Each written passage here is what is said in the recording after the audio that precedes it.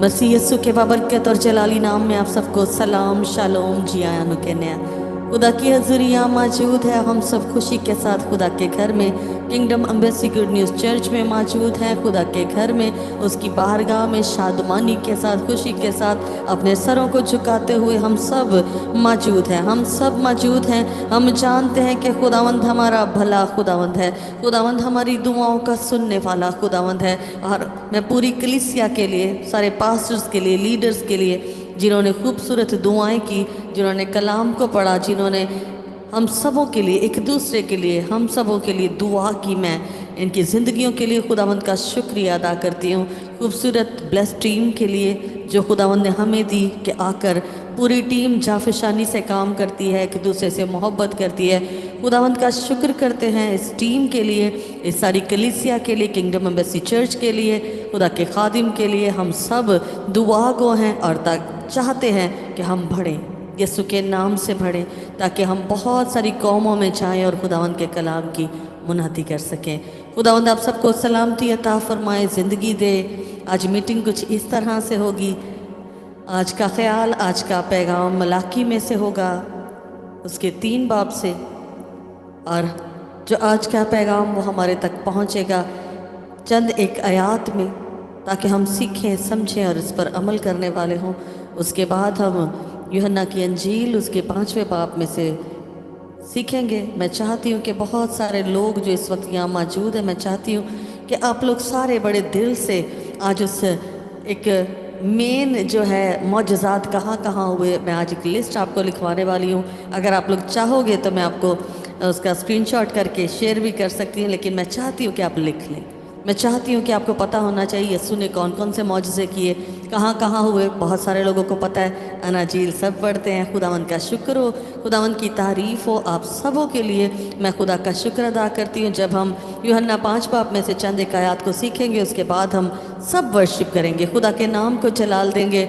हम सब वर्शिप करेंगे अपने 10 तार वाले साज़ों को इस्तेमाल करते हुए, अपने दिलों के नजराने उसके मज़बा पर रखते हुए, अपने होंठों की शादमानी से अपने खुदावंद को रूह और सच्चाई से वर्शिप करेंगे। हालेलुया।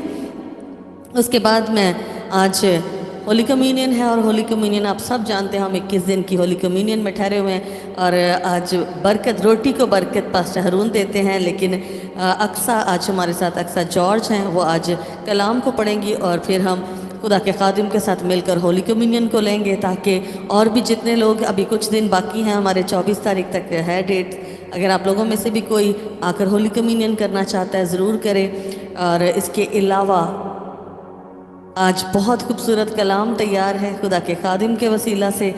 मेरी उम्मीद है कि आज आप सबों के लिए बहुत कुछ है, बहुत कुछ हासिल करने का है कलाम में से। जब मैं आती हूँ, मैं भी कलाम में से ही खोलती हूँ। खुदा के खादिम आएंगे, वो भी आपको आज का मेन सरमन वही करते हैं। और एवरी डे जब हमारी मीटिंग होती है, मंडे, वेंसडे और थर्सडे, तो कलाम की खिदमत पास्टर हरून करते हैं। और खुदावंद का शुक्र है उनकी लाइफ के लिए। और आज आप लोगों के लिए दुआएं होंगी, मौजज़ात होंगे, खुदावंद के नाम को जलाल दिया जाएगा, खुदावंद की महिमा की जाएगी। Thank you so much, thank you so much. और मैं चाहता हूं कि आप सब लोग तैयार कर लें अपने सामने जो लोग बैठे हुए हैं, प्लीज। और हम जिस्मानी तौर पर, रूहानी तौर पर और फिजिकल तौर पर भी तैयार हैं। आइए हम होली कम्युनियन में आगे बढ़ते हैं। उसके बाद directly we will go into the word of God.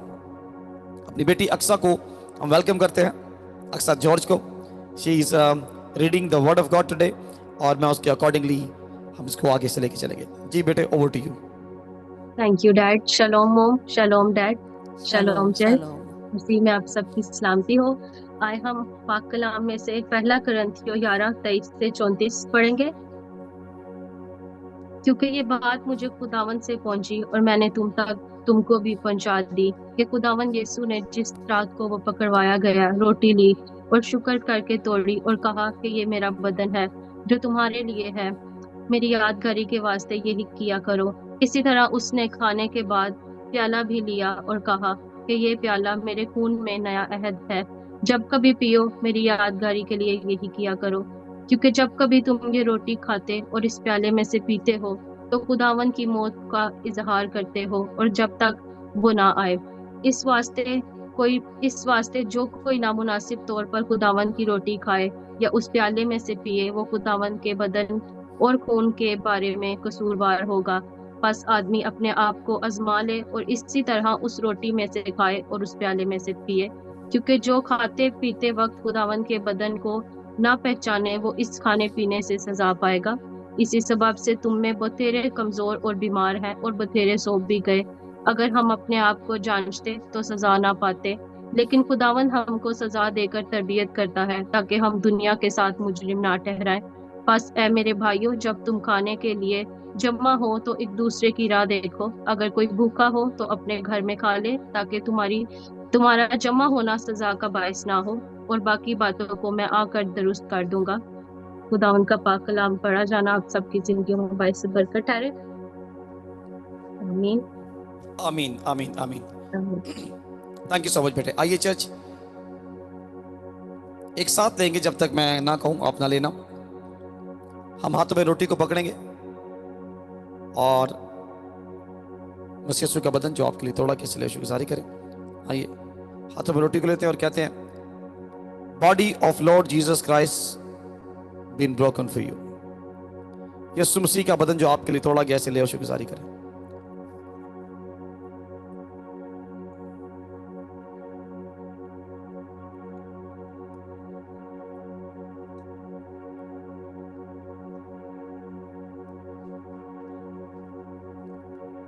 यीशु मसीह का लहू जो आपके लिए बहाया गया, इसलिए शुक्रगुजारी करें।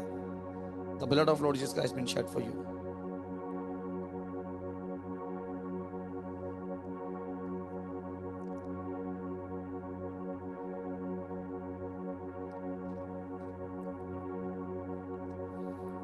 आंखों को बंद करेंगे और अपने दिल में शुक्रगुजारी करेंगे और कहेंगे, खुदावन ये आपकी दया है, खुदावन ये आपका फजल है, खुदावन जो हम पर हुआ।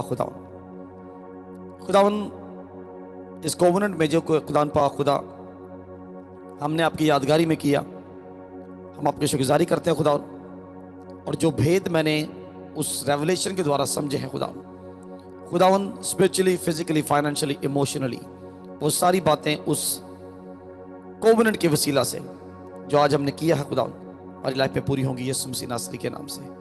आमीन। सब लोग बोलेंगे आमीन। कितने लोग तैयार हैं आज? Hallelujah. I welcome you all once again. आप सबको वेलकम करते हैं हम लोग खुदावन की जिंदा पाक और बेअब हुजूरी में। और we are about to fly. जो लोग आसानी से बाइबल अपने पास रख सकते हैं, आसानी से, आई बिलीव कि सब लोग बाइबल लेकर बैठे हुए। सो जिन्होंने मीटिंग को शेयर अभी तक नहीं किया, please do share this meeting. आपको मीटिंग को शेयर कर देना चाहिए, ताकि आपका एक शेयर किसी की लाइफ को बचा सकता है। मैं जानता हूं कि इस वक्त बहुत सारे लोगों ने बहुत सारी एफर्ट की है, और मुझे टाइम की वजह से, वरना हम तो 6:30 तक लगे रहते हैं प्रस्तिश में, मुझे कहा गया कि टाइम पर इसको शुरू करें ताकि हम लोग इसको we can go forward. Hallelujah. आज हम जितने पे मौजूद हैं, अगर आपकी लाइफ में खुदावन ने आपको मौका दिया है तो ये one of the best thing है।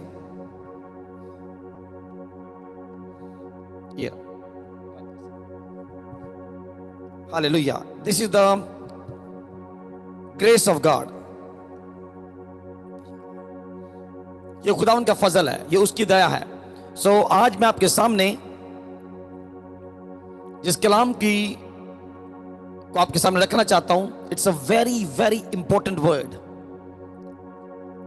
आपकी लाइफ से इसका बड़ा गहरा ताल्लुक है। It's a different teaching.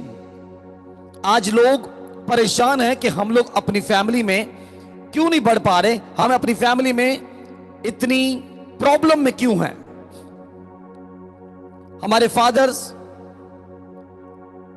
हमारे फोर फादर्स, हमारे माँ बाप, दादा, सारे और मेरे तक सब कुछ यूं ही चल रहा है, और मैं अपनी फैमिली को मूव फॉरवर्ड करते देखना चाहता हूं, एक अलग लेवल पे देखना चाहता हूं।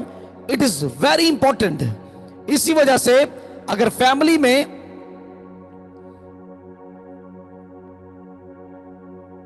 प्रोग्रेस नहीं हो रही और फैमिली में लोग समझ नहीं पा रहे, उसकी वजह भी मालूम नहीं है, आप पूरी स्ट्रगल कर रहे हैं। सो आपकी फैमिली का एक ऑल्टर है। There is an altar in your family. उस ऑल्टर की वजह से आपका फ्यूचर रुका हुआ है। There is an altar in your, not for your family, in your family. Family altar है। सो वो जो फैमिली है, फैमिली का ऑल्टर जो है, इससे पहले कि आप फैमिली के ऑल्टर को डील करें, क्योंकि ये ऑल्टर जो है, ये आपका फ्यूचर जो है उसको कंट्रोल कर रहा है। Altar is controlling, this altar is controlling the future of your family. So जिसकी वजह से मैं आपको, इससे पहले कि आप इस ऑल्टर को डील करें, हमें पास्ट में जाना पड़ेगा जहां पे ये ऑल्टर स्टार्ट हुआ था। सो past is very very important. हमें पहले पास्ट की बात करनी पड़ेगी, ताकि जो कुछ हमारी फैमिली में पास्ट में हुआ है, उस पास्ट की वजह से सर्टेन चीजें हमारी लाइफ में हो सकती हैं या हो रही हैं, या उसकी वजह से या उसके इन्फ्लुएंस की वजह से हमारी लाइफ में बहुत कुछ हो रहा है। सो आज मैं आपको बताना चाहता हूं, आपने वेयर एंड टेयर के बारे में सुना होगा। अगर आप नई गाड़ी बाय करते हैं, कोई भी चीज नहीं लेते हैं, तो उसके बाद उसकी वेयर एंड टेयर, अब मैं उसको कैसे कहूं, हाँ, यानी कि अगर आपने गाड़ी नहीं ली है, उसके बाद उसके डस्ट पड़तियों पर टायर घिस जाते हैं, नॉर्मल तरह की तब्दीलियां जो होती हैं, जिसे वेयर एंड टेयर कहते हैं, अगर वो आता है तो हमें उससे डील करना पड़ता है। हम उसको अच्छे तरीके से जाके डील करते हैं। टायर नहीं डलवाते गाड़ी के, पेंट वर्क आ जाता है, कुछ टूट जाता है, ऐसे। सो इसी तरह ऑल्टर का हाल भी कुछ यूं है। दिस इज सो द, ये जो ऑल्टर है, ये भी इसी तरह से है। इनको भी रिपेयर करना पड़ता है। इनको भी, अगर वो ऑल्टर ठीक नहीं है, वीक है, खराब है, फाउंडेशन रॉन्ग है, तो उसको डिस्ट्रॉय करके नए ऑल्टर खड़े किए जाते हैं। आज मैं आपको यशायाह नबी का सहीफा, उसके 58 बाब में से आपको थोड़ा सा मैं इसके ताल्लुक से बताऊंगा, और 3 वर्ड्स पे हम गौर करेंगे। हालेलुया। सो Isaiah 58, मैं आपको तरीका बताता हूं। This is a remedy basically. इस रेमेडी के तहत आपको मालूम होगा कि ये 3 खास चीजों का आपने नोट करना है, जो इसके अंदर आपको नजर आएंगी। So I really want somebody to read in English, और मेरे साथ पास शगुफ्ता है जो उर्दू में पढ़ देंगे ताकि टाइम जाया ना हो, क्विकली। सो यशायाह 58 की उसकी 2 पढ़ेंगे हम लोग। इसमें क्या लिखा हुआ है? या शालीम बेटे पढ़े।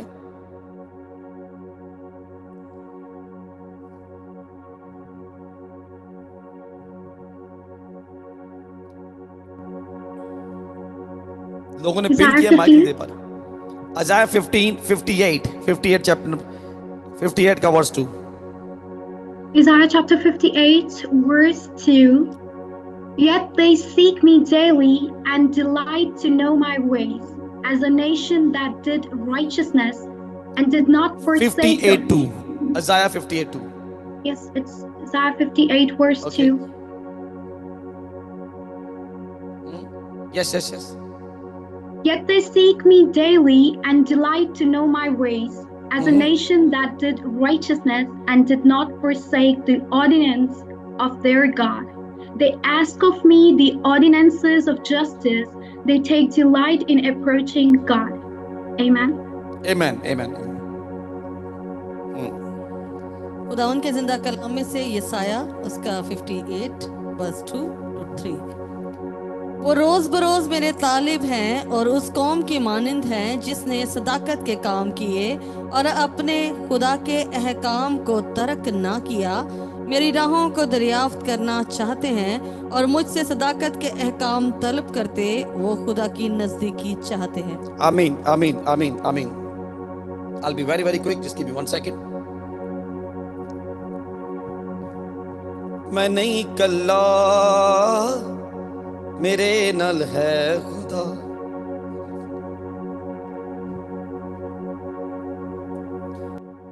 आप गौर से देखना, जिस वर्स को मैं आपके सामने पेश करना चाहता हूं, दिस इज वेरी इंपॉर्टेंट। यहां पर 3 बातें गौर तलब हैं। जो कुछ आपकी लाइफ में पास्ट में हुआ है उसको ठीक करने के लिए, उसको बेटर करने के लिए, उसको वापस से रिपेयर करने के लिए, मैंने आपको क्या कहा था? सबसे पहली चीज जो खुदावन ने मुझसे बात की, खुदावन ने कहा कि आज लोगों को मालूम नहीं है कि फैमिली के अंदर इस प्रॉब्लम की वजह क्या है। डजंट मैटर आप कितना हार्ड वर्क कर रहे हैं, डजंट मैटर आप कितना अपनी लाइफ में आप स्ट्रगल कर रहे हैं। सॉरी, मैं चाहता हूं कि 12 वर्स पढ़ी जाए उसकी, मैंने 2 कह दिया गलती से, उसको 12 है, 12 वर्स 12 है, sorry. So Alina please come forward. Altar जो कि आपका एक फैमिली ऑल्टर होता है, अब ये जाएगा किस तरफ, मैं आपको उसकी थोड़े से सियाको सबाक या उसकी थोड़ी सी मैं गहराई में जाके आपको बताना चाहता हूं। मैंने मिस्टेकनली मैंने कहा ये कौन सी वर्स पढ़ दी है। So this is verse number 12, verse number 12 से पढ़ेंगे please. Isaiah chapter 58 verse 12. Those from among you shall build the old waste places. You shall raise up the foundations of many generations. Wait. And you shall Number 1, foundation. पहला लफ्ज क्या है? Foundation का। And the next one. और तेरे लोग कदीम वीरान मकानों को तब्दील करेंगे और तू पुश्त दर पुश्त की बुनियादों को बर्पा करेगा। पुश्त दर पुश्त बुनियादों को बर्पा करेगा। Okay, yes, fine, please go forward. And you shall be called the repairer of the breach, the restorer of streets to dwell in. Amen. Okay, you shall be called a repairer of breach. Number 2, breach, जिसे gap भी कहते हैं। Hallelujah, gap कहते हैं इसे, gap, या जिसे रखने भी कहते हैं उर्दू में। And the last one, please. The restorer of streets to dwell in. Thank you. Street to do, pathway, street, रास्तों को। Number 3, street, रास्ते, pathway। जी आप पढ़ें। तू रखना का बंद करने वाला और आबादी के लिए राह का दुरुस्त करने वाला कहलाएगा। राह का दुरुस्त करने वाला, पाथवे, यानी कि उन रास्तों को क्लियर करने वाला। अब यहां पर जो फाउंडेशन ऑफ मैनी जनरेशन, उसके बारे में बात हो रही है। So foundation because it is require of किसी फैमिली के लिए, उनके फ्यूचर के लिए हमें फाउंडेशन चाहिए। फाउंडेशन इज अ की। सो 3 लफ्ज मैं आपके सामने रखूंगा। फाउंडेशन, बुनियाद जिसे कहते हैं। नंबर 2, ब्रीच, जिसे गैप कहते हैं, उर्दू में रखना कहते हैं, या स्पेस कहते हैं, या बीच में गैप आ जाना, जगह आ जाना।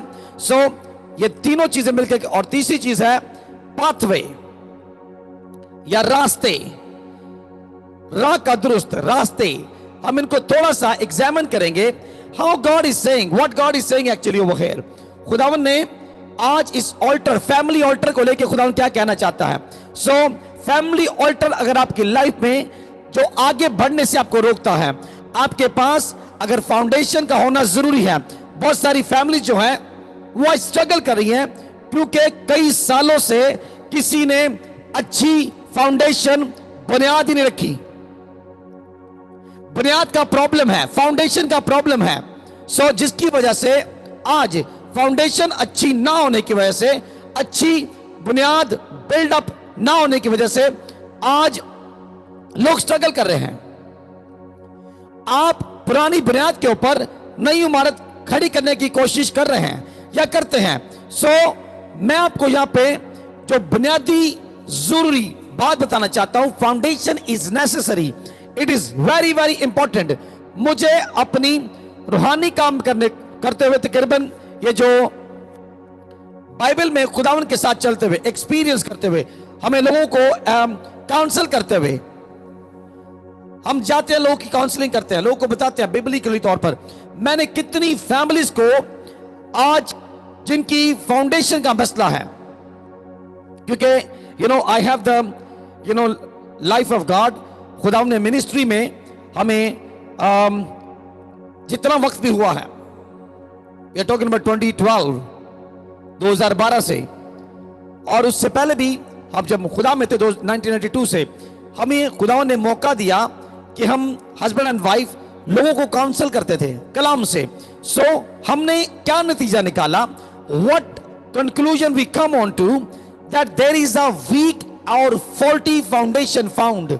हमने उन फैमिलीज को जिनकी बुनियाद कमजोर या खराब थी, उनकी फैमिली में हमने बहुत सारी जनरेशंस के अंदर प्रॉब्लम देखी। और फाउंडेशन रखता कौन है? मुझसे पहली जनरेशन ने जो बुनियाद रखी वो मेरे लिए थी, जो मैं रखूंगा वो आने वाले की है। कितने लोग मेरी बात समझ रहे हैं? मुझसे पहले किसी ने बुनियाद रखी, उस बुनियाद पे मैं खड़ा हूं। मैंने जो बुनियाद रखी उस पे मेरे बच्चे खड़े होंगे। So this is how this foundation are built. So generation जो है वो फाउंडेशन को रख रही है, जनरेशन जो है वो फाउंडेशन से आगे चल रही है। इसका मतलब हर एक जनरेशन जो है वो एक बुनियाद रखता है, उसके ऊपर दूसरा खड़ी करता है, फिर एक और बुनियाद रखी जाती है। अब बुनियादों का प्रॉब्लम है, अगर आप फाउंडेशन को फोकस नहीं करेंगे। बाइबल कहती है फाउंडेशन जो है, अच्छी फाउंडेशन बनाओ, अच्छा रद्दा रखो, अच्छी पहले से start from the beginning and do a good foundation, keep a good foundation. याद रखें, अगर किसी बिल्डिंग की बुनियाद मजबूत नहीं होगी, if a building you are building on the foundation is not right, the building will be collapse और फॉल। आज जितनी फैमिलीज हैं उनके गिरने की वजह और उनके उठने की वजह भी फाउंडेशन है, बुनियाद है।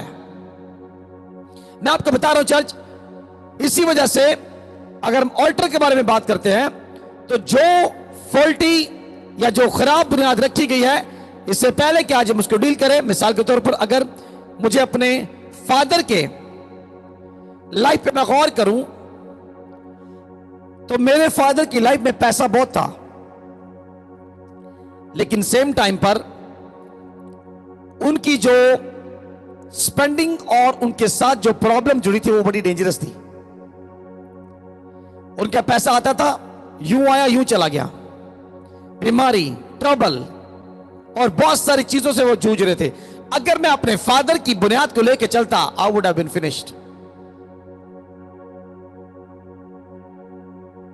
अभी तक लोग किसी पास्टर उनको ना जानते, बल्कि वो डेड हो चुका होता, स्पिरिचुअली, फिजिकली, फाइनेंशियली, हर तरह से। बिकॉज मेरे फादर के पास वो जानते नहीं थे, क्योंकि उनके फादर ने पता नहीं कौन सी बुनियाद रखी थी जिसके ऊपर उन्होंने एक बिल्डिंग बनाई, फिर उन्होंने एक और बुनियाद रखी जिसमें मैं खड़ा हुआ। प्रॉब्लम उसको डील करने के लिए, क्योंकि उनके पास मैनेजमेंट का स्किल शायद उस तरह से नहीं था, बीच में बहुत सारे लोग आ गए जिन्होंने आकर के उनको फाइनेंशियली तौर पर बहुत बर्बाद किया, एंड उनकी लाइफ में, फिजिकल में, उनकी बॉडी में बहुत सारे प्रॉब्लम आए। So thanks God I did not put my foundation, मैंने उनकी बुनियाद पे बुनियाद नहीं रखी।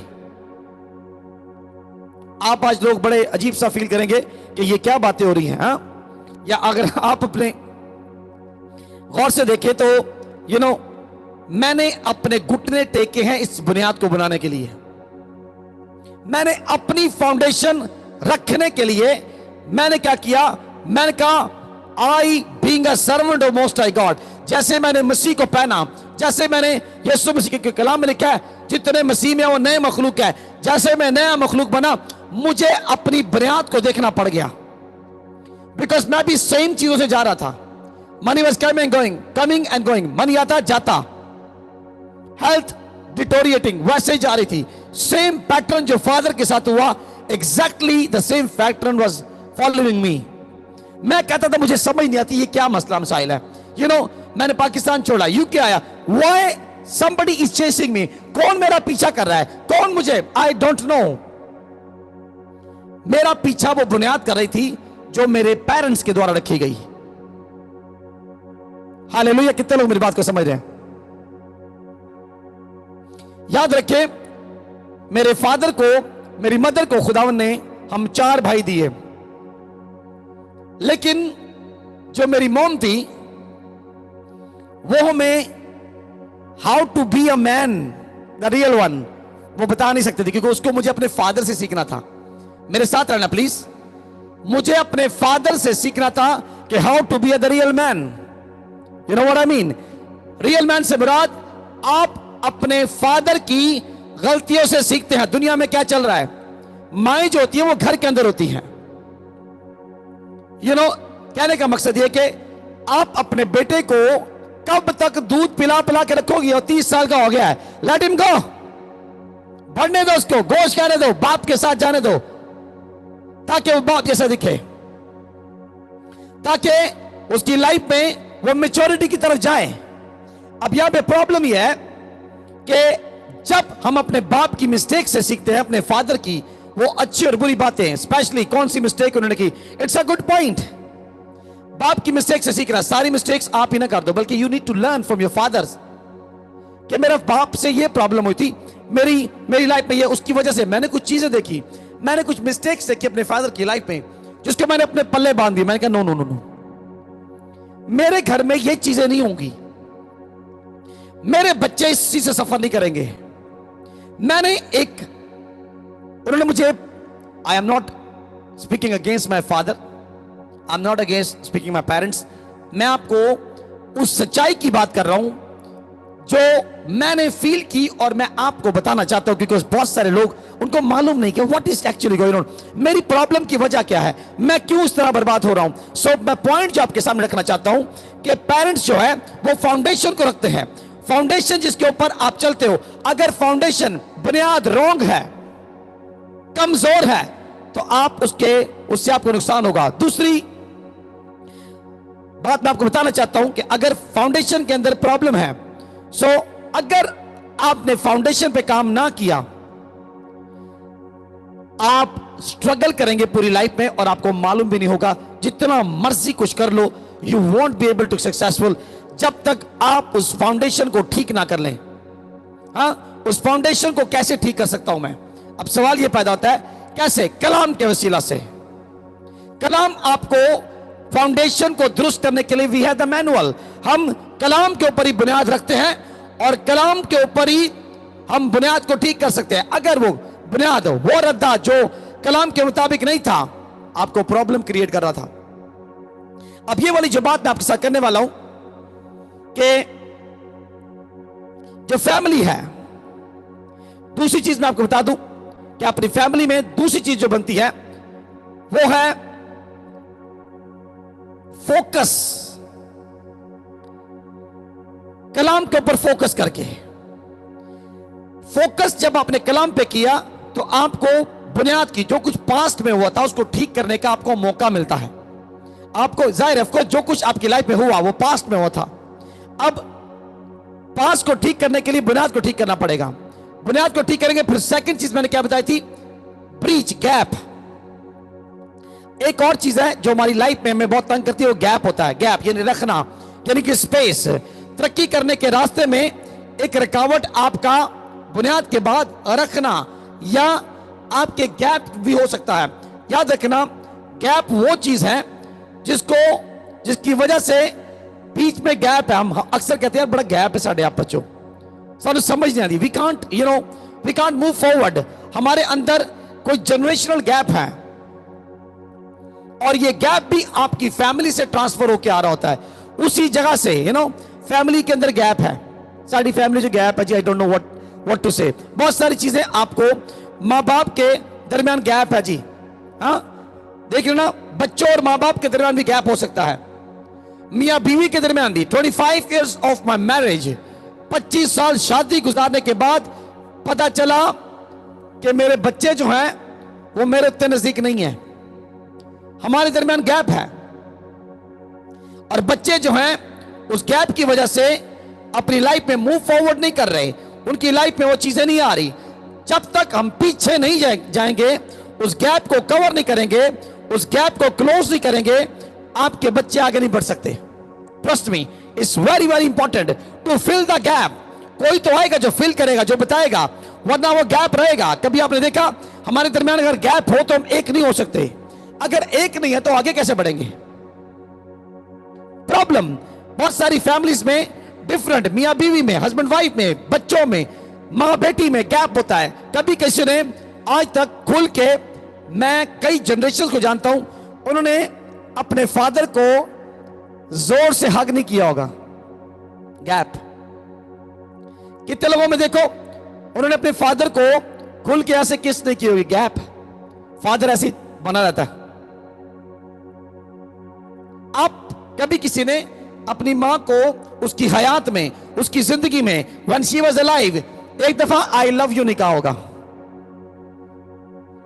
मैं तुझसे प्यार करती हूं, मां मैं आपसे प्यार करती हूं, डैडी मैं आपसे आई लव यू। आजकल के बच्चे इजहार करते हैं। पुरानी जनरेशन में चले जाओ, ना बच्चे मां को इतना इजहार करते सन, ना माएं बच्चों से करती थी, सादी लाइफ गुजारती। कितनों को याद है? मैं सही कह रहा हूं, गलत कह रहा हूं? ऐसा हुआ कि नहीं हुआ? कितने लोग हैं जिन्होंने महसूस किया कि जब मेरे बच्चे आए तो वो सारा वक्त मेरे ऊपर चढ़े रहते थे। हाँ, वो सारा वक्त अपनी मॉम के इतने नजदीक, हमें बांध के रखा बच्चों ने। लेकिन हमारे टाइम पर हमने अपने फादर को कभी अच्छे से हक नहीं किया, कभी बोला नहीं कि डैडी आई लव यू। कई लोग बात को तस्वीरों को तस्वीर देख के कहते ओह ही इज माय फादर। फिर उसकी बातें याद आती हैं, फिर उसकी चीजें याद आती हैं, फिर बंदा कहता ओ कभी मैं क्या ही देंदा। कितने मेरी बात को समझ रहे हैं? कई बेटियां होती हैं, वो बाप अपने डैडी से बहुत डैडास गर्ल। मैंने कई बेटियों को यहां पे देखा है, वो अपने पेरेंट्स से इतना को प्यार करती हैं। मैंने उनका लव देखा है। कई बच्चों को, बेटों को मैंने देखा, वो बेचारे ऐसे खड़े रहते साइड पे। वो बेटियां प्यार करी जा रही डैडी को, बेटा बस ऐसे खड़ा साइड पे, वो नहीं कर रहा। गैप। कई मियां बीवी होते हैं, लाइफ गुजार दी है, हाँ जी, वो बेचारे अंदर ही अंदर घुटते हैं कि कोई गैप है हमारे दरमियान, हमें नहीं पता दूसरा जोड़ा कितना अच्छा जा रहा है। मैं ये नहीं कहता कि तुम गवांडिया ने वेख के थे अपना मूवी लाल कर लो, मैं ये नहीं कह रहा। मैं कह रियलिटी में जो देखो, जो चीज आपकी लाइफ में आपको तरक्की करने से रोकती है, जब मियां बीवी एक प्लेटफॉर्म पे नहीं होते, उनकी दुआएं रुक जाती हैं। कितने लोग मेरी बात को समझ रहे हैं? उनको मालूम नहीं होता हम अपनी इन बातों का इजहार कैसे करें। They are not very good friend, they are not very close to each other, जिसमें आके उसको ये बात बता दे मुझे ना आज ये प्रॉब्लम है। कई लोग बेचारे जो है ना, वो ये कह ही नहीं सकते मुझे ये प्रॉब्लम है। और जो फादर होता है वो बेचारा तो कई जगह पे बेचारा चुप ही रहता, बेचारा कुछ कह ही नहीं पाता। वो अपने आप में घुटता ही रहता है। अब प्रॉब्लम है, मैं आपको तीसरी चीज बताना चाहता हूं कि पाथ की रेस्टोरेशन बहाल कैसे करते हैं। जब तक आप पीछे नहीं जाएंगे, फैमिली में क्या चीज हुई, कैसे सब कुछ हुआ, वो 4-5 चीजें मैं आपको बता देता हूं। फैमिली और रिलेटिव्स आज दोनों को सीखेंगे। जब तक गैप नहीं मिटेंगे, उसके बाद रास्ते क्लियर नहीं होंगे। रास्ते क्लियर नहीं होंगे, आप एक नहीं हो सकते। अब मैं आपको 4-5 चीजें बताऊंगा वेरी क्विकली। आज मैं आपको, थोड़े से लोग फ्रेंड होंगे, लेकिन मैं I will deliver you through your through this teaching. मैं आज आपको इस ऑफेंसिव स्पिरिट के जरिए डिलीवर कर दूंगा। उसकी वजह क्या है? आज फैमिली देखेंगे कि फैमिली है क्या चीज है बेसिकली। हाँ, मैं आपको आज आपको फैमिली के बारे में बताऊंगा कि फैमिली और रिलेटिव में क्या फर्क है। अगर हमें आज मालूम करना है कि ये फाउंडेशन क्या है, इसके बारे में मालूमात करनी है कि जो ऑल्टर खड़ा है वो ऑल्टर एक्चुअली कहां से आया, ऑल्टर किसका है, किसने दिया, फैमिली क्या है। सो फैमिली को जानेंगे। पहले हम फैमिली की बात करेंगे कि फैमिली और रिश्तेदारों में क्या फर्क है। खानदान और रिश्तेदार, what is the difference between family and relatives. आज बहुत सारे लोग डिसअपॉइंट होने वाले हैं और बहुत सारे लोग प्रमोट से डिमोट होने वाले हैं। मैं आपको बता रहा हूं, जिन लोगों को हम फैमिली कहते हैं, एक्चुअली वो आपके रिश्तेदार होते हैं। जिन लोगों को हम लोग फैमिली कह रहे होते हैं, एक्चुअली में वो आपके रिश्तेदार होते हैं। और मैं आपको बताऊं, फैमिली कौन होती है? जो मेरे खूनी रिश्ते होते हैं, जरूरी नहीं कि वो मेरे फैमिली मेंबर भी हों। मैं आपको लेके चलूंगा थोड़ी देर, जरा मेरे साथ चलें। जरूरी नहीं है कि जो मेरे खूनी रिश्ते हैं, मेरा मतलब कि वो मेरी फैमिली भी हो सकते हैं। No, it can not be. खुदा ने हमें बड़े खूबसूरत रिश्ते दिए हैं। अच्छा, वर्ड फैमिली क्या है? वर्ड फैमिली जो है वो है पैट्रिया, जो कि वर्ड पैट्रियार्क से निकला है। पैट्रियार्क, जो पैट्रियार्क, वर्ड पैट्रियार्क से निकलता है, जिसका मतलब होता है फादर, जिसका ताल्लुक फादर से होता है। फैमिली मीन पैट्रिया वर्ड, जो कि पैट्रियार्क से निकला है, जिसका मतलब there is a father to be involve, जिसका मतलब है जिसमें बाप का होना जरूरी है। Father is the foundation. Please मेरे साथ रहना। किसी फैमिली को बनने के लिए फादर चाहिए। It is without father there is no family. तो कहना आज fathers day, I am not saying that. मेरे साथ रहना प्लीज, मेरे साथ रहना। मैं इसलिए चाहता हूं कि this is the wisdom of God which God is speaking through me. So आज मैं आपको जो बताना चाहता हूं कि फादर के साथ जो वर्ड पैट्रियार्क, इसका मतलब फादर, फादर जिसका मतलब है बाप, जिससे फैमिली स्टार्ट होती है, वो बाप है। So I am not saying family does not go with the mother, no, दोनों मिलकर, लेकिन बाप का होना बड़ा सख्त जरूरी है। Father is the one. Without family you can not imagine, without father you can not imagine your family. बाप के बगैर अब फैमिली का वजूद होना नामुमकिन है, क्योंकि फैमिली जो है वो बाप से, फैमिली की डेफिनेशन ही जो है वो पैट्रियार्क यानी कि बाप से है, बाप से मंसूब है, जिसका मतलब है कि मैं, जिसमें बाप इन्वॉल्व है, बगैर बाप के there is no family to talk about. So ऊपर जाने के लिए, अगर आपकी फैमिली ऊपर है तो उसके पीछे भी बाप है। अगर आज आपकी फैमिली ऊपर है स्पिरिचुअली, फिजिकली, फाइनेंशियली, इमोशनली, उसका रीजन भी बाप है। अगर आज आपकी फैमिली स्पिरिचुअली, फिजिकली, फाइनेंशियली नीचे है तो उसका रीजन भी बाप है। क्यों? Why? Of course, मदर आपकी साथ मिलकर काम कर रही है। कुछ फैमिलीज मां की दुआ, ग्रेस मिली, मां ने प्रार्थना की थी, फैमिली उतनी आगे। बट जो मैं आपको बात बताना चाहता हूं, अगर कोई फैमिली में से बाप को निकालना चाहता है, you are demon. You can't separate your father. बाप की बहुत वैल्यू है, जिसकी वजह से, क्योंकि बाप की वजह से कुछ लोग इस बात को समझ नहीं पा रहे कि बाप की वजह से फैमिली है। सो अगर हम इस बात को समझ चुके हैं फैमिली क्या चीज है, अब हम थोड़ा सा फैमिली और रिश्तों के बारे में सीखेंगे। फैमिली क्या चीज है? फैमिली वो चीज है, फैमिली वो है जिनकी सब बातें कॉमन होती हैं। प्लीज मेरे साथ रहना। फैमिली के लोगों की बातें कॉमन होती हैं, उनके ऑब्जेक्टिव्स, उनके जिस चीजों को उनको चाहिए, उनके गोल्स कॉमन होते हैं। हाँ, उनके जो लाइफ की चीजें होती हैं, मिसाल के तौर पर common goals, common objective, common prophecies, उनकी लाइफ में हर एक बात, कॉमन पर्पसेस, हर एक लाइफ का मकसद, लाइफ की चीजें, जगहें, सब कुछ कॉमन होता है। इवन देयर डायरेक्शन, उनकी डायरेक्शन भी कॉमन होती है, यानी कि सब लोग एक ही तरफ जा रहे हैं। किसी बात को अचीव करने के लिए सारी की सारी फैमिली एक ही डायरेक्शन में जा रही है। That is called a family.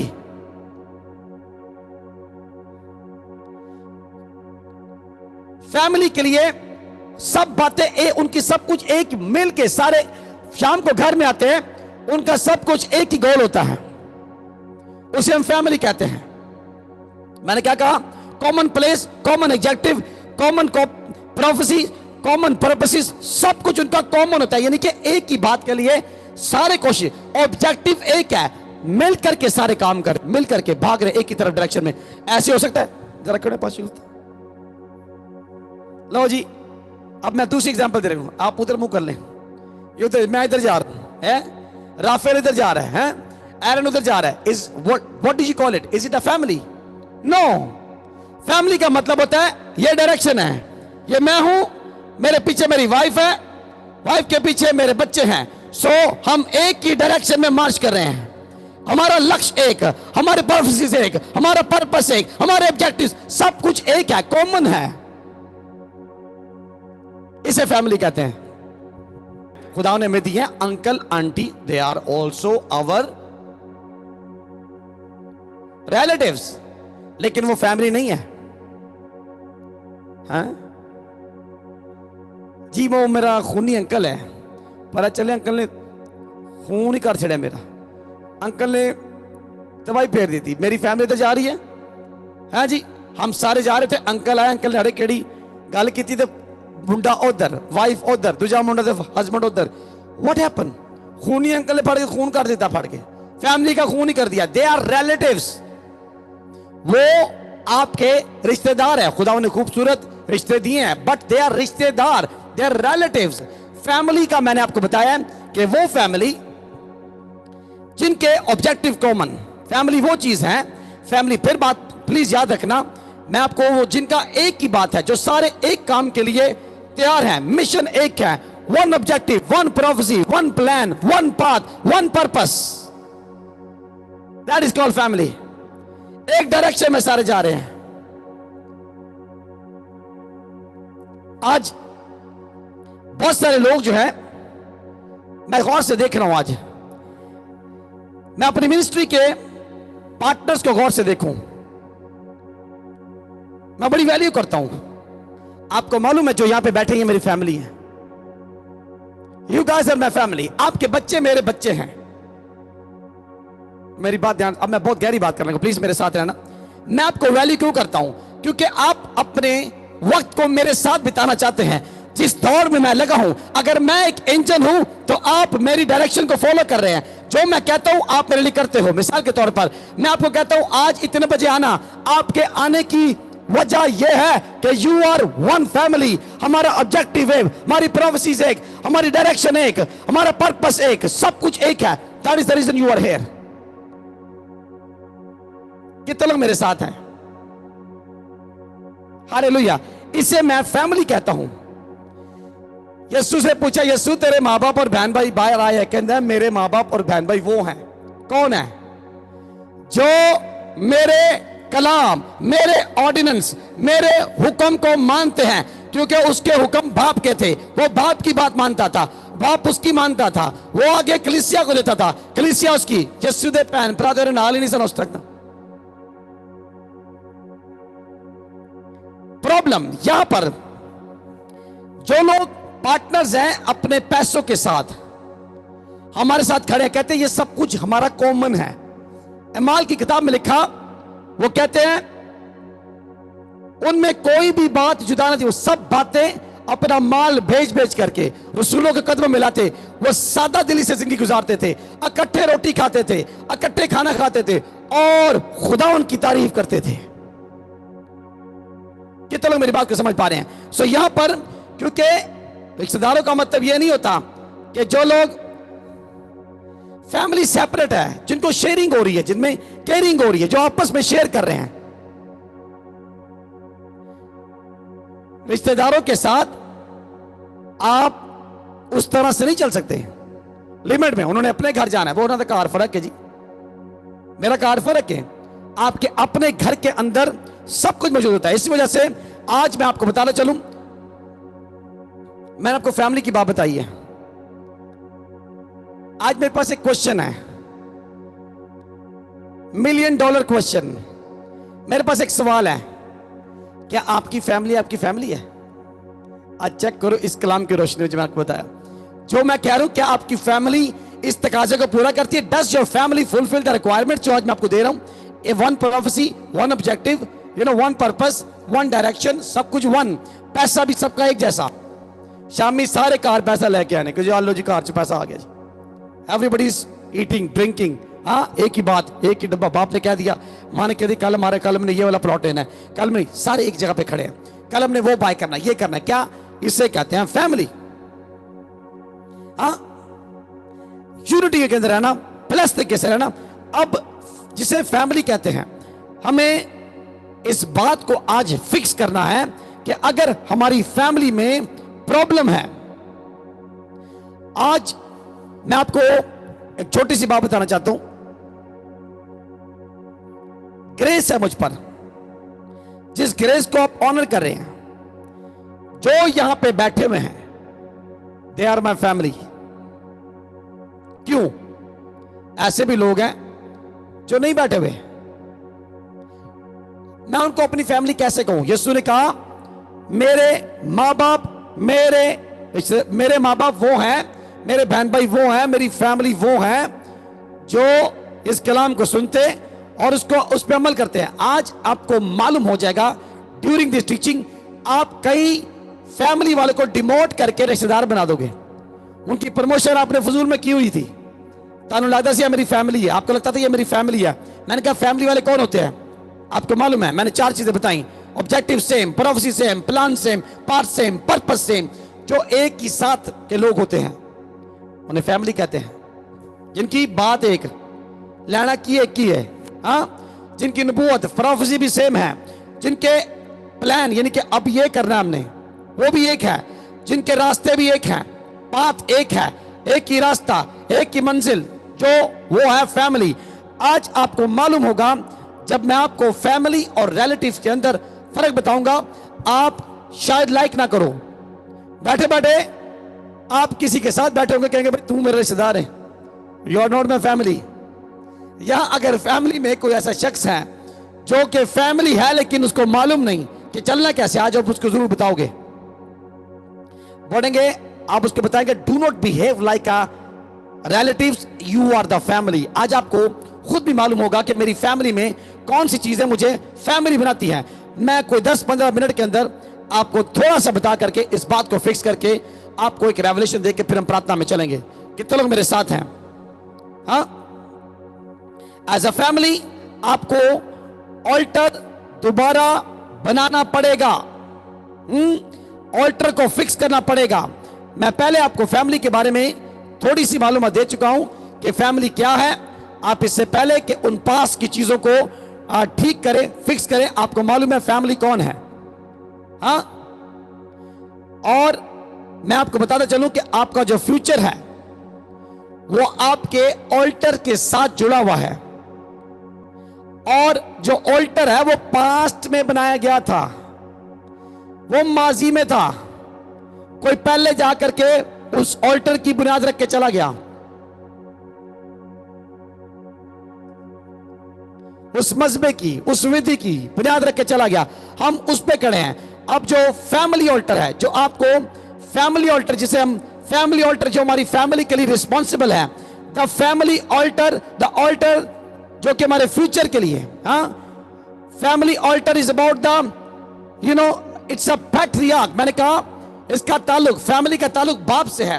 बाप का मतलब था पैट्रियार्क, इसका मतलब बाप का ऑल्टर।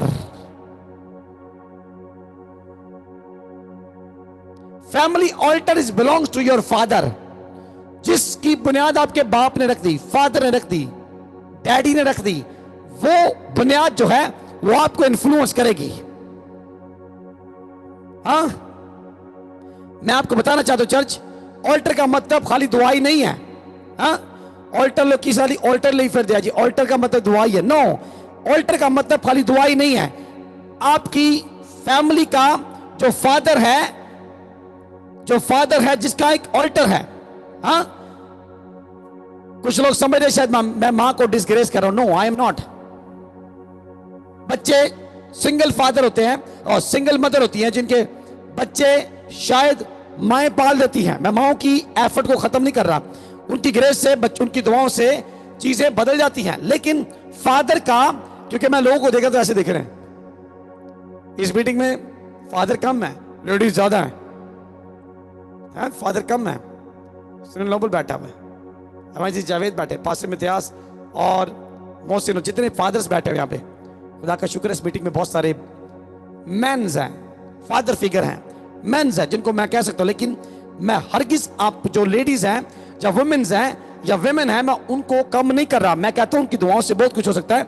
लेकिन जो ऑल्टर्स है, मैं आपको, खुदा का कानून क्या कहता है? खुदा का कानून यही कहता है कि फैमिली क्या करे, शुरू होती है बाप से। मैं आपको एक सेंस दे रहा हूं, यू नो, आज मैं आपको सिर्फ एक बता रहा हूं कि जो आपकी फैमिली का राइज है, जिससे आप चलते हैं, जिससे आप खड़े होते हैं, ट्रू पेरेंट्स दोनों मिल करके आपको आपको बढ़ाते हैं, आपको बिल्ड करते हैं। लेकिन मैं आपको बताना चाहता हूं, ये जो ऑल्टर है ये बाप से मंसूख होता है, बाप से चलता है। सो जो फादर होता है, basically you can not build an altar until or unless you don't know the foundation of it। जब तक आपको उसकी बुनियाद का पता ना हो कि बुनियाद रखी कैसे जाए। हमारे बाप दादा जो है पहले बहुत गलतियां की उन्होंने। कई लोग सिर्फ कहते हैं दुआदा ऑल्टर, कई कहते हैं जी physical altar. I am not saying that. मैं आपको किसी और डायमेंशन में मूव कर रहा हूं, जिसकी वजह से आप अपने फादर के ऑल्टर को जब तक डिस्ट्रॉय ना करें, आप दूसरा ऑल्टर आप नहीं खड़ा कर सकते। आप सब कुछ लाइफ में कर लो, इतना कुछ किया, मैं लाइफ में पूरी मेहनत कर रहा हूं। बहुत सारी फैमिलीज हैं जिन्होंने इतनी मेहनत की है, एंड में शादियां ही नहीं हुई कार चो। कितने लोग मेरे साथ हैं, ना शादी घर में हुई, ना पैसा बहुत कमाया है ही नहीं, कार भी किराए थे, कार बिक गया। हाँ, लोग सोच रहे हैं हमारे साथ ऐसा क्यों हो रहा है, क्या चीज है ऑल्टर, क्या चीज है altar? Is a spiritual junction where the spirits regulate, जो कि स्पिरिट्स को रेगुलेट करता है, जो कि उनको मुनज़्ज़म करता है, उनको इकट्ठा करता है, उनको बताता है। ये जो ऑल्टर होता है ये ऐसा स्पिरिचुअल जंक्शन है जो कि स्पिरिट्स को रेगुलेट करता है। ऑल्टर जो है वो ऐसा जंक्शन है जो हेवन और अर्थ दोनों को मिलाता है, जहां पे हेवन और अर्थ जहां पे दोनों मिलते हैं। But same time family altar is the one जो आपको इन्फ्लुएंस करता है। आपका जो फादर है, your father is also an alter.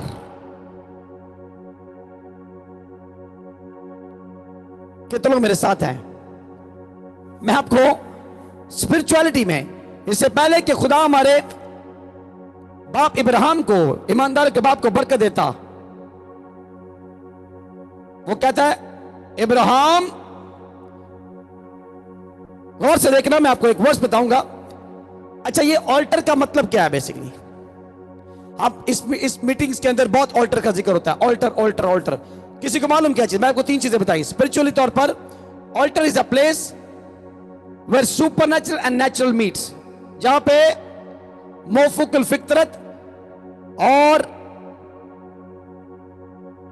Natural चीजें मिलती हैं। ऑल्टर सादा लफ्जों में वो जगह है जहां पे कुर्बानी चढ़ाई जाती है।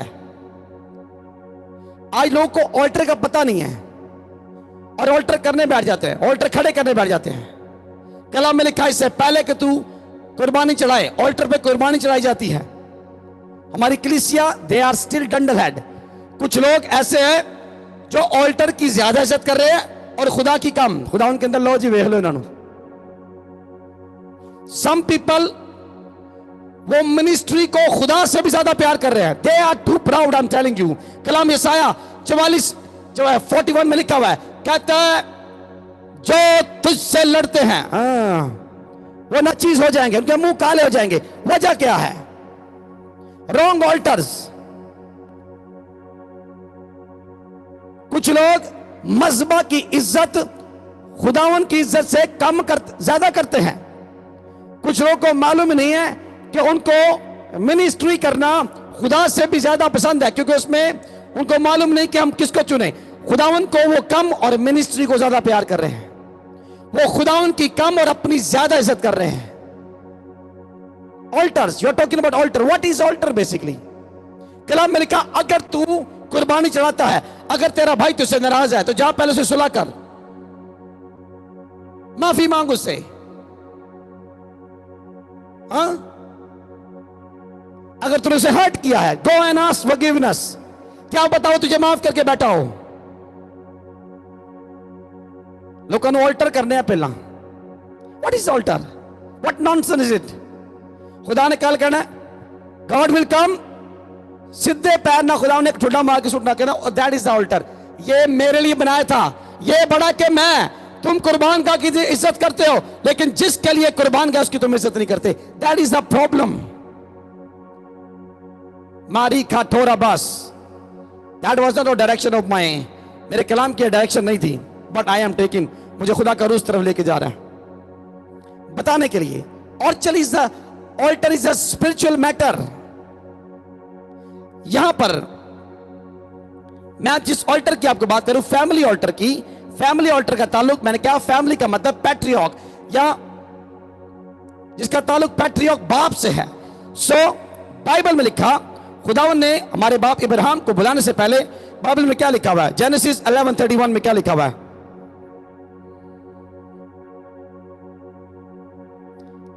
जेनेसिस 11:31। और तारा ने अपने बेटे अब्राम को और अपने पोते लूत को जो हरान का बेटा था, अपनी बहू सारी को जो उसके बेटे अब्राम की बीवी थी, साथ लिया, और वो सब कसदियों के ओर से रवाना हुए कि केनान के मुल्क में जाएं, और वो हरान तक आए और वहीं रहने लगे। जी पढ़े पढ़े। और तारा की उम्र 205 बरस की हुई और उसने हरान में वफात हुई। तारा की उम्र कितनी हुई जी? तारा की उम्र 205 बरस की हुई और तारा वफात पा गई। तारा कौन था जी? Who is Terah? अब्राम का डैडी। Who is Terah? तारा किसका बाप था? कोई बता सकता प्लीज? मैं कहना मैं कल ही ना पढ़ी जाऊं। अब्राम का। यहाँ पे जरी बताएगी हमें। जी बेटे, कौन कौन तारा कौन था?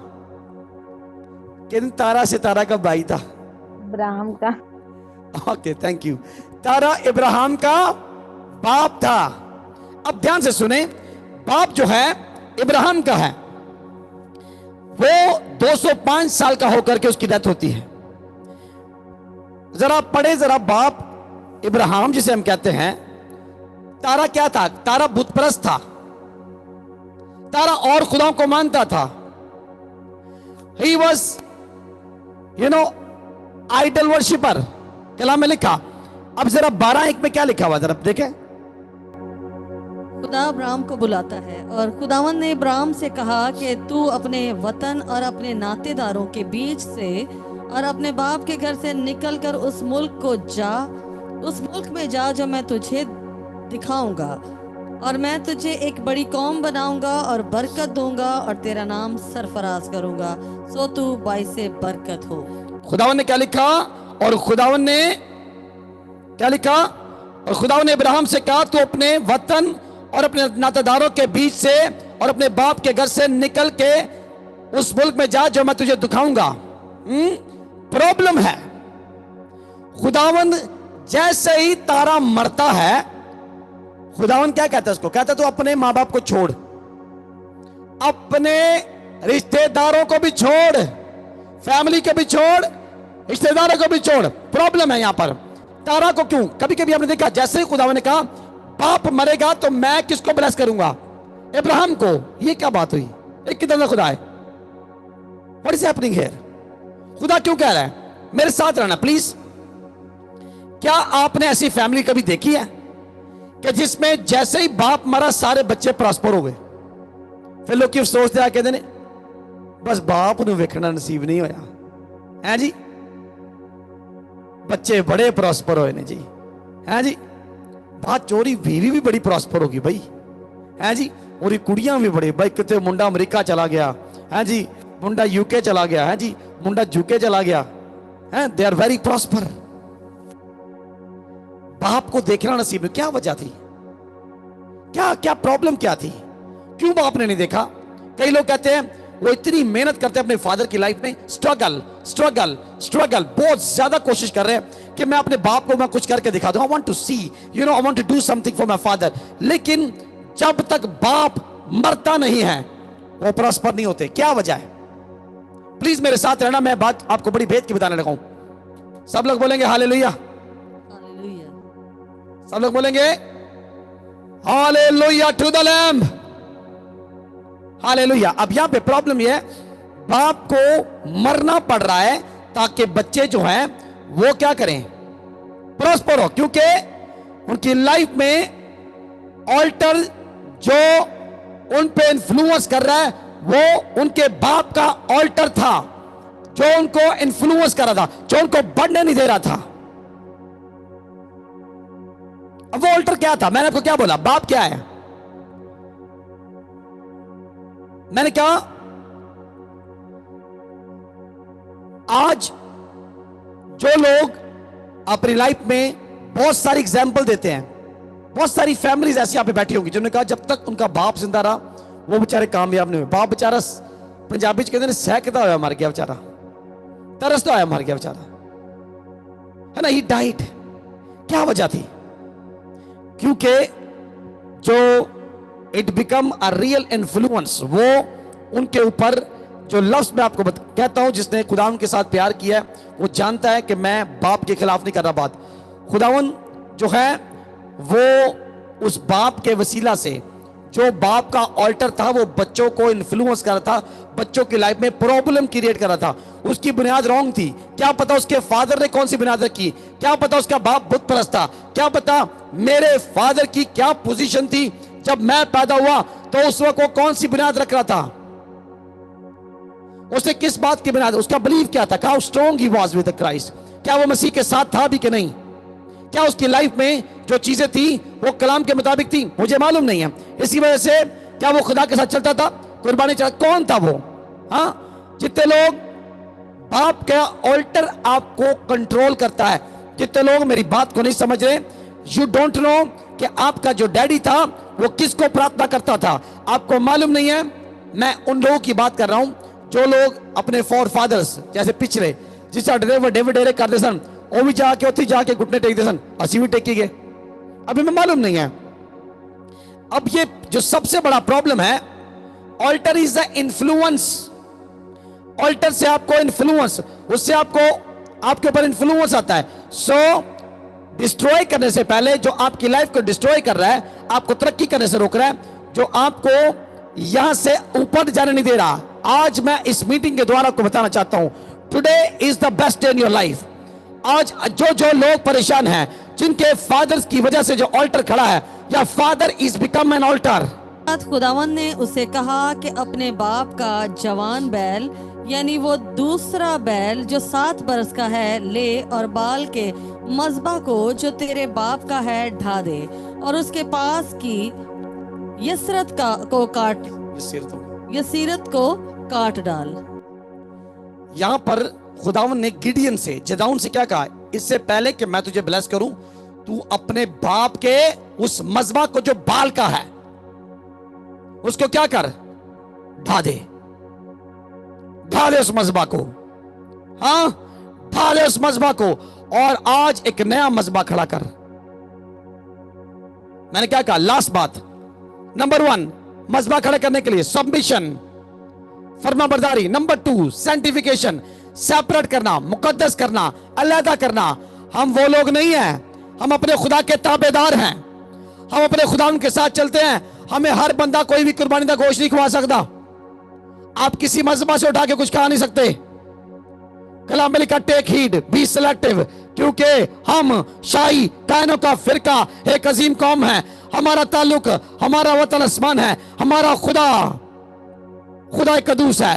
That is the reason the lord is saying, number 1 submit कर, सबमिट योरसेल्फ टू गॉड, अपने आप को खुदा के ताबे करो। नंबर 2 आपने अपने आप को अलहदा करना है, अपने आप को मुकद्दस ठहराना है, कहना है खुदावंद मैं अपने आप को सेपरेट करता हूं जिंदा खुदा के लिए। नंबर 3 कुर्बानी, बड़ी कुर्बानी देनी पड़ेगी। नंबर 1 पहले नंबर तेरे रिश्तेदार क्या होंगे, रिलेटिव्स है जी, कहने की कर लिया जी, बहुत नमाजी परहेजी हो गया जी, है जी। आजकल टाइम के बच्चे भी बड़ी जी ऊंची ऊंची दुआएं कर दिया। अगर आप दूसरी कौम से आ रहे तो बोलेंगे जी इन्होंने कौन सी जाति में चले गए, हाँ ये तो नीची जाति में चले गए हैं, ये किसी और जाति में चले गए हैं, ये उत्ते जाकर पता लगे कि केड़ी जाति है। हाँ जी, आपको कुर्बानी देनी पड़ेगी। और इमेजिन करो अगर आपका फादर खिदमत गुजार है, अगर आपका बाप जो है, अगर आपका फादर है वो खुदा का खादम है, उसकी लाइफ में सबमिशन ऑफ गॉड है, उसकी लाइफ में सैक्रिफाइस है, उसने अपने आप को अलहदा किया हुआ, तो आप कितने ब्लेस्ड होगे। आपका धर्मी का वंश कैसा ब्लेस्ड होगा। आप कैसी बुनियाद रख के जा रहा है। आज सोचो कौन सी बुनियाद रखनी है, अपने बच्चों को कौन सी बुनियाद देनी है, क्या करना है। आज फैमिली को किधर लेके जाना है? Today is the day, think about yourself. आज मैं बहुत सारे फादर्स को सोचते हुए देखता हूं कि वो कहते हैं हम खड़े होंगे आज के बाद मैं वैसा नहीं रहूंगा, आज के बाद I will change my self, I will go in prayer, I will go in sacrifice, I will go in submission, the life of submission, the life of sacrifice, the life of sanctification।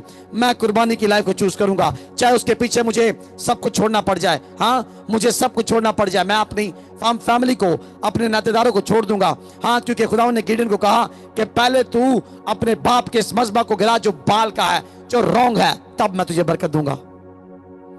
फिर कहा कि इस बैल को काट करके एक नया मजबा बना दे।